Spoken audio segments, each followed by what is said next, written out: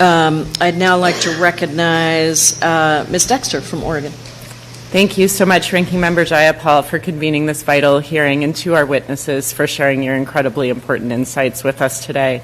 We shine a bright light together on the cruelty and injustice that is being inflicted by Trump's immigration system.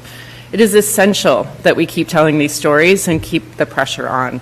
There's so much injustice happening right now, but pressure works, and justice can prevail.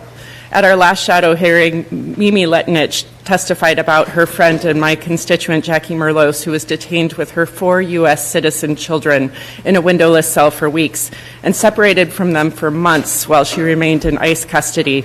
I'm overjoyed to share that Jackie is now reunited with her family.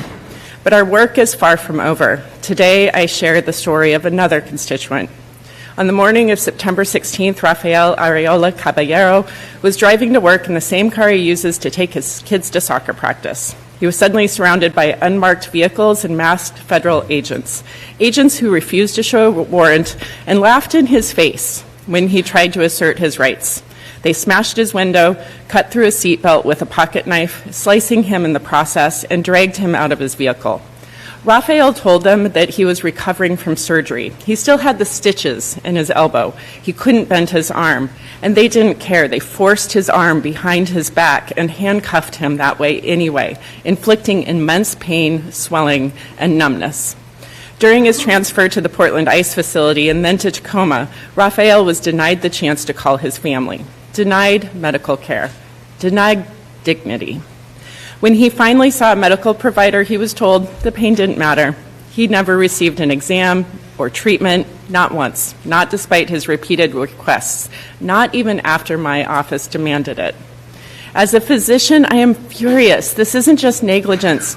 It's state-sanctioned harm. It is medical neglect enabled by a federal agency that has completely lost its moral compass. But Rafael's story is not just one of physical violence. It's a story about the collapse of due process. While in custody, Rafael told his attorney he feared persecution if deported to Mexico. Him and his attorney submitted a request for a reasonable fear interview multiple times, as is his legal right.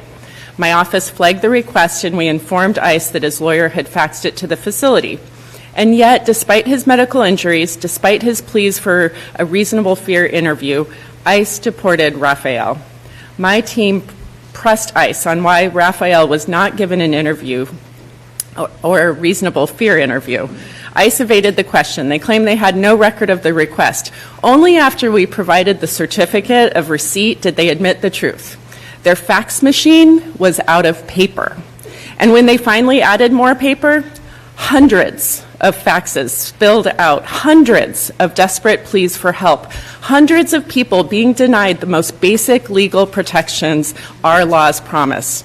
This is a grotesque failure of governance. It is cruelty cloaked in bureaucracy, and it is happening right now in our names. Let me be clear, no system that abandons medical care and disregards due process deserves our tax dollars. Our communities deserve better. And that's why we are here today, to shine a light on this inhumanity.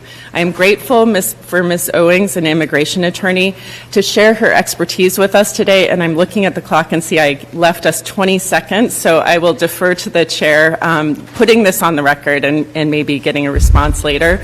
As an immigration attorney, can you speak to how unprecedented and dangerous it is for ICE to deny reasonable fear interviews in this way? And I'm sorry. Why don't you go ahead and answer as quickly as you can? We just need to get through all the members.